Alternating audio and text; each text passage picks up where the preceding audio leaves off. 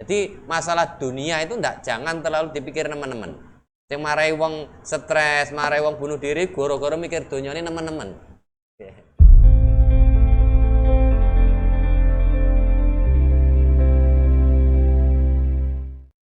Assalamualaikum warahmatullahi wabarakatuh. Bismillahirrahmanirrahim. Faslun fis shadaqati. Faslun utawi iki ku pasal fis shadaqati ing dalem nerangake sedekah.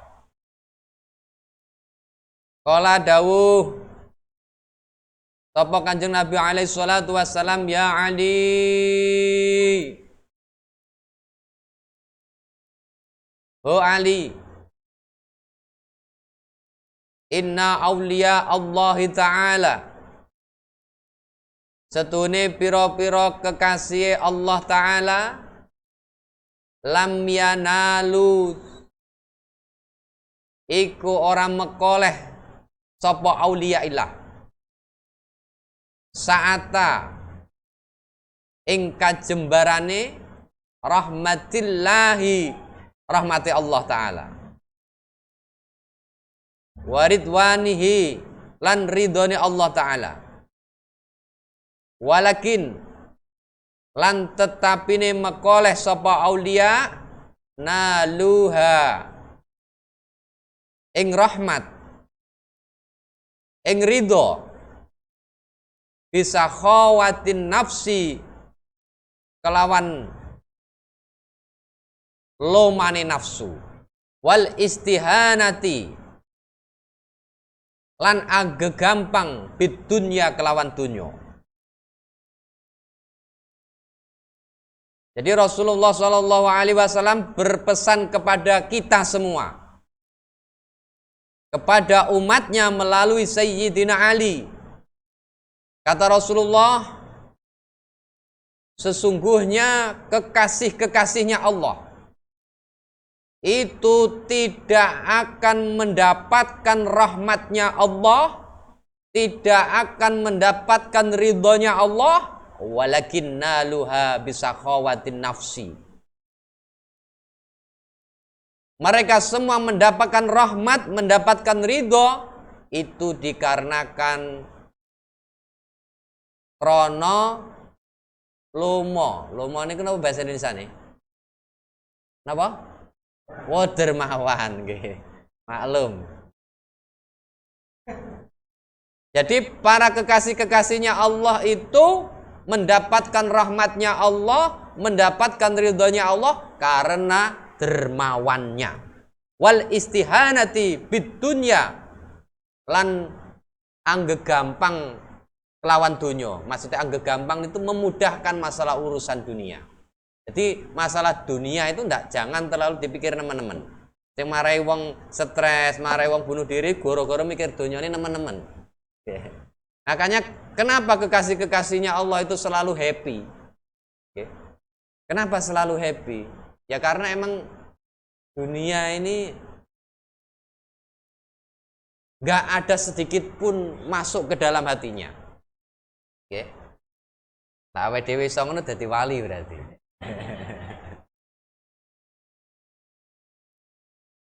Padahal kayak Rasulullah, kayak wali-walinya Allah, itu ketika minta apapun sebetulnya langsung dikasih sama Allah. Tapi itu bukan tujuan hidup. Oke. Tapi itu bukan tujuan hidup. Makanya kayak Sunan Bonang, ya, ketika nunjuk wit pohon apa itu? Pohon aren sing cilik-cilik ini pohon apa? Sing wohe cilik-cilik wakeh niku lho. Nah, kolang-kaling, nggih. Ketika nunjuk pohon kolang-kaling, semua buah kolang-kaling itu jadi emas. Nggih. Itu kekasihnya Allah seperti itu. Lah kalau cuma tuku BMW ya enteng, tapi semuanya itu nggak kepikiran sampai segitu. Itu justru dengan adanya dunia itu bisa menggelapkan hatinya kekasihnya Allah. Makanya bukan nggak ada. Makanya ketika itu kenapa Sunan Kalijogo itu kepingin ngambil tongkatnya Sunan Bonang, nggih, zaman saat itu belum Sunan Kalijogo, nggih. Saat itu Raden Said. Ya karena merasa bahwasanya yang dipegang Sunan Kalijogo, Sunan Bonang itu tongkatnya itu adalah emas, padahal itu kayu. Nah, okay. Padahal tongkat biasa. Kalau orang itu hatinya kumantil, hatinya cenderung dengan dunia, ya seakan-akan barang jelek pun jadi baik. Okay. Ini mulai rada titik-titik, rada tasawuf titik lah. Okay. Hatine ben rada nggak nemen-nemen. Jadi kekasih-kekasihnya Allah, dunia itu tidak ada sedikit pun yang menempel di hatinya. Makanya kayak Nabi Sulaiman, nggih. Lah iku Nabi Sulaiman, nabi kok sugih kaya ngono, akan tetapi kekayaan Nabi Sulaiman itu tidak ada sedikit pun di dalam hatinya. Jadi rasa senang sedikit pun nggak ada. Oleh karena itu kita sebagai orang muslim apakah nggak boleh sugih? Wajib sugih. Dengan cara kita kaya, dengan cara kita punya harta yang banyak, lah disitulah kita gunakan untuk berjuang di jalannya Allah supaya Allah ridho itu tadi, okay? Supaya Allah turun rahmatnya, turun kasih sayangnya. Karena dunia itu ya kalau kita cari, kalau kita godak, okay? Kalau kita buru, justru kita tidak akan mendapatkan. Okay? Nah digodak niku malah melayu. Sampeyan tekoki wong sing sugih-sugih, nggih. Wonge tapi kenal agama, iku rata-rata donya iku bukan dia kejar. Akan tetapi dunia itu datang dengan sendirinya. Tapi yo ngatur ati sing ngono ki sing angel, kan ngoten. Sampeyan tekoki cara kene sapa? Nggih, beliaunya orang bawah situ, bosnya Pak Usep itu. Dunia ini sakmono kan, makanya beliaunya nggak eman terima nyumbang 20 juta, 50 juta, nggak eman. Justru dengan adanya dia berbagi seperti itu, nyumbang ke masjid, ke musola, ke madrasah dan lain sebagainya itu, ya justru itulah nanti yang akan dia panen di akhirat. Ake duwe dhewe, nggih, uang kita kalau orang yang kita tinggalin benih. Lah ora beneh malah tinggi royoan, nggih. Masalah malahan. Makanya lah awake dhewe dadi wong sugih, mumpung urung mati, ayo, nggih. Ndang dicelengi kangge akhirate. Makanya lapan wong nggih, wong sing biasa golek dana niku investasi akhirat. Ya emang bener iku duwe jenengan sing asli ya niku, nggih. Hartanya jenengan-jenengan yang asli itu ya emang yang ditasarrufkan di jalannya Allah. Oke, makanya kayak Abu Bakar, kayak Umar, oke, kayak Utsman, hartanya sampai habis pun justru malah menjadikan hatinya tenang. Habis untuk berjalan, untuk ditasarrufkan ke jalan agama Islam. Oke, jadi saya ulangin lagi. Pesannya Rasulullah supaya kita mendapatkan rahmatnya Allah, supaya kita mendapatkan ridhonya Allah, biasakan dermawan. Wis walaupun awake dhewe ora sugih, duwe pas-pasan, tapi biasakan suka memberi kepada orang lain. Dan yang kedua, jangan kumantil niku napa bahasa Indonesiane? Hatinya itu selalu, okay? Hatinya itu selalu kumantil kalau donya. Ya. Makanya kalau kita itu hati kita tidak selalu kumantil dengan dunia, maka insya Allah ridhonya Allah, rahmatnya Allah, kasih sayangnya Allah akan diturunkan kepada kita. Dan akhirnya hati kita itu akan tenang. Oke. Itulah amalannya para wali-walinya Allah. Bismillahirrahmanirrahim. Ya Aliyu Ali as-sakhiyu qaribum minallah. As-sakhiyu utawi wong kang lomo, qaribun iku parek minallahi saking Allah Ta'ala. Qaribun min rahmatih, tur parek saking rahmati Allah Ta'ala. Ba'idun tur adoh min azabihi saking siksane Allah taala. Wal bakhilu utawi wong kang medhit ba'idun iku adoh minallahi saking Allah, ba'idun tur adoh mir rahmatihi saking rahmati Allah, qaribun tur parek min azabihi saking siksane Allah taala. Pesannya Rasulullah kepada kita semua melalui Sayyidina Ali, kata Rasulullah, as-sakhiyu qaribun minallah, qaribun minar rahmah, ba'idum minal azabi. Orang yang dermawan itu dekat dengan Allah. Orang yang dermawan itu dekat dengan rahmatnya Allah. Orang yang dermawan itu jauh dari azabnya Allah. Jadi orang yang awean, orang yang dermawan itu Allah selalu meridhoi. Allah seneng karo gitu. Makanya di antara orang-orang yang ketika meninggal dunia kepingin dihidupkan lagi itu, ya dia tidak minta apa-apa.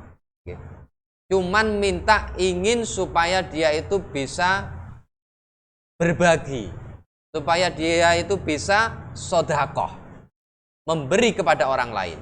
Oleh karena itu makanya dengan kita dermawan, makanya azabnya Allah pun gak mau. Kita dijauhkan dari siksaannya Allah. Logikanya ketika kita ibadah, ketika kita sholat, ketika kita puasa, itu hakikatnya itu kembali kepada diri kita. Jadi amalan-amalan seperti itu hakikatnya itu untuk diri kita.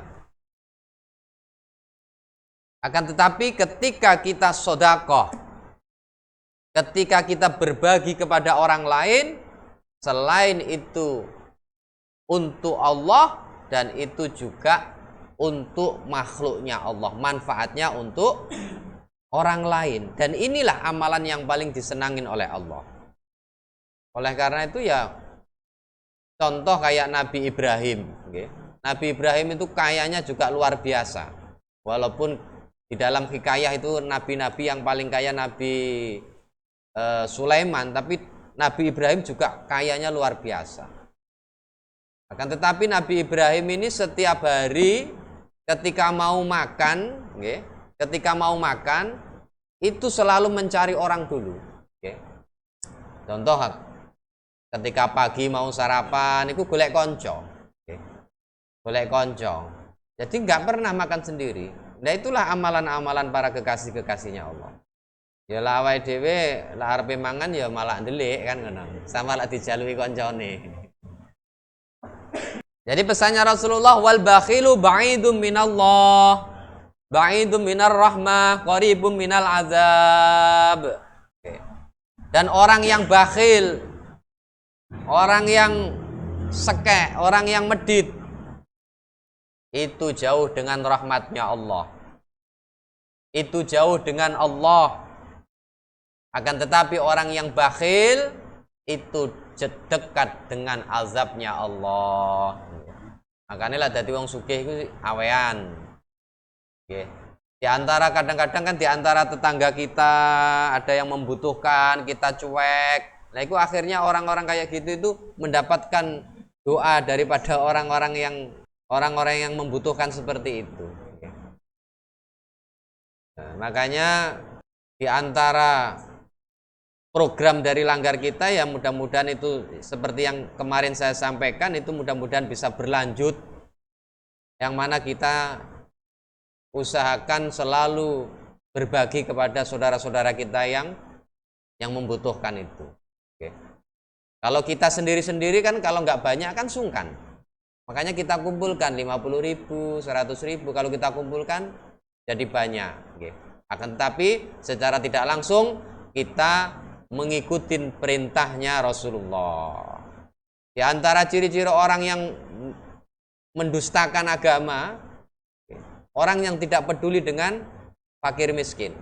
Walaupun dia ibadahnya luar biasa, kalau sesama saudaranya yang membutuhkan, bahkan sampai makan aja susah kok kita nggak peduli, itu termasuk kategori orang yang mendusta di dalam beragama.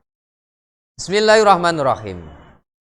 Ya Ali ho Ali, ra'aitu weruh ingsun maktuban ing tulisan ala babil jannati kang tetep ing atase lawange swarga. Anti utawi sira muharramatun iku den haramake ala kulli bakhilin ing atase saben-saben wong kang medhit. Wa'aqin lan wong kang wani wong tuane. Wa nammamin lan wong kang ahli adu-adu. Okay. Jadi pesannya Rasulullah kepada kita semua melalui Sayyidina Ali, ya Ali, di pintunya surga, Rasulullah niki sing dawuh nggih. Di pintunya surga itu ada pintu, di situ tulisannya anti muharramatun. Saya haram dimasuki oleh orang tiga ini. Okay. Jadi di pintunya surga itu ada tulisannya, aku nggak gelem dileboni wong telu iki. Ini dawuh Rasulullah. Yang pertama, alla kulli bakhilin, aku nggak mau dimasukin orang yang bakhil, orang yang medit, orang yang sekek. Jadi wong cetil iku nggak mlebu swarga. Okay. Swarga wis semua. Okay. Niki Rasulullah sing dawuh. Makanya awake belajar rada awean saiki, mulai malam iki, nggih. Dan yang kedua, surga itu tidak mau dimasukin oleh siapa? Wa'akin. Yang kedua yaitu orang yang berani kepada kedua orang tuanya. Wong tua itu mualati. Makanya di antara beratnya orang laki-laki itu dia kewajibannya selain kepada istrinya, kepada anaknya, akan tetapi kewajiban kepada orang tuanya tetap gak putus. Wong lanang itu wabut. Jadi bahkan laki-laki itu kalau disuruh milih antara orang tua dengan istri itu wajib memberatkan orang tuanya. Itu laki-laki. Tapi perempuan beda. Oke. Kalau perempuan disuruh milih suami sama orang tuanya, wajib pilih suami. Makanya kalau anak laki-laki surga di telapak kaki ibunya, orang tuanya, bapaknya. Akan tetapi kalau perempuan surga di telapak kaki suaminya, tingkatannya seperti itu. Jadi kadang-kadang enak wong wedok, awakmu milih aku apa milih wong tuamu? Gak oleh kayak gitu. Ngelak sampai ditinggal tenan bingung. Nggih. Kono nantang-nantangi. Pilihan-pilihan kayak gitu itu pilihan-pilihan yang konyol itu. Oke. Jadi yang kedua, surga tidak mau menerima orang yang berani kepada kedua orang tuanya. Makanya orang hidup dengan orang tua itu emang berat. Berat dalam artian apa? Mamane sak omah itu biasanya kerekan ya kan ngoten. Abot wong urip karo wong tua niku. Makanya lah wis berumah tangga usahakan berpisah dengan orang tua. Itu menjaga itu tadi. Kecuali ya di antara anak ya tetap harus memperhatikan orang tua tetap. Tapi kadang-kadang itu untuk menghindari hal-hal ucapan nih lho nggih. Itu abot nggih, songgone abot, ujiane abot nggih. Kadang-kadang wong wis tuwa iki kadang-kadang juga apa iku? Nggodha nggih. Tiang lak semakin sepuh, iku biasanya nggodhane tambah nemen. Cerewete tambah nemen nggih ngoten. Iku ujian nggih, ujian. Ya, tapi lak lulus ya luar biasa. Jadi anak sing merantau wadoh walaupun sugih karo arek sing ngopeni wong tuwek walaupun gak sugih, iku sik luar biasa arek sing ngopeni wong tuwek sing walaupun gak sugih. Dan yang ketiga kata Rasulullah, surga haram bagi siapa? Wanammamin, yaitu orang yang suka adu domba. Nggih. Kayak yang kemarin, nggih. Jadi orang yang suka adu domba ini surga nggak mau. Makanya ketika kita itu dicurhatin oleh orang lain, nggih, usahakan kita itu tetap harus bijak, nggih. Ojo malah dipanas-panasi, dikompor-kompori. Sing kono iku ora muni ngene, ditambah-tambahi ben panas. Lah iku nggak oleh, iku neraka iku wong sing model-model kaya ngono. Tapi nambah-nambahi kata-kata iku ya juga wasik, nggih. Hawane niku lho enak. Awake dhewe ngomong karo kancane awake dhewe lak ora ditambah-tambahi kadang-kadang juga wis enggak apa nggih, enggak sedep lah. Enggak sedep. Tapi barang-barang sing sedep niku ya arahe rata-rata ke nerakanya Allah. Ngrasani barang itu barang enak iku. Jadi intinya surga kata Rasulullah, surga itu haram untuk 3 orang. Yang pertama orang yang bakhil, dan yang kedua orang yang durhaka kepada kedua orang tua, dan yang ketiga orang yang suka adu domba. Ya Aliyu, lama khalaqallahu al-jannata wallahu alam bisawab. Al-Fatihah. Ayo santri, ayo santri, ayo santri, ayo ngaji dan patuh pada kiai.